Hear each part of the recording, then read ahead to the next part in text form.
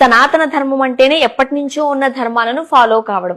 First of all మీరేం చెప్తారు? సనాతన ధర్మాన్ని ఫాలో అవ్వాలంటారా, వద్దు అంటారా? సనాతన ధర్మాన్ని ఫాలో అవ్వకూడదు.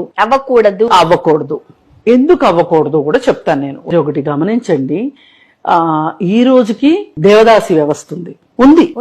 అవును. ఇప్పుడు కొన్ని కులాల్లో ఇది ఉంది, ఈ ఆచారం ఉంది. మరి దేవదాసి వ్యవస్థ దేవుడికి కానుకగా ఇచ్చే విషయం ఏదైతే ఉందో అది మన అమ్మాయికి అయితే ఒప్పుకుంటామా? మీ అమ్మాయినైతే మీరు ఒప్పుకుంటారా? ఇప్పుడు ఎవరైతే సనాతన ధర్మం కరెక్ట్ అని చెప్తున్నారో వీళ్ళు ఎవరన్నా ఒప్పుకుంటారా? వాళ్ళ కుటుంబాల్లోంచి ఇస్తారా? మరి నిజంగా అది దేవుడి కోసమే కదా ఆ బిడ్డను సమర్పించేది, దేవుడికి కానుకగా కదా. మరి మీరు కూడా దేవుడికి కానుకగా సమర్పించండి. పాత కాలంలో కింది కులాల వాళ్ళు భరించేవాళ్ళు.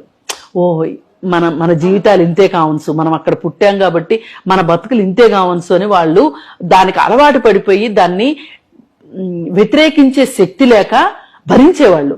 కానీ ఇప్పుడు ఈ నవయువకులు ఎవరైతే ఉన్నారో వీళ్ళు సినిమాలు చూస్తున్నారు. ఇప్పుడు ఈ మధ్యకాలంలో జై భీమ్ సినిమా వచ్చింది, అది చాలా కనువిప్పు. ఇట్లాంటివి చూసిన తర్వాత వాళ్ళకి దీన్ని ఒప్పుకోవాలని లేదు.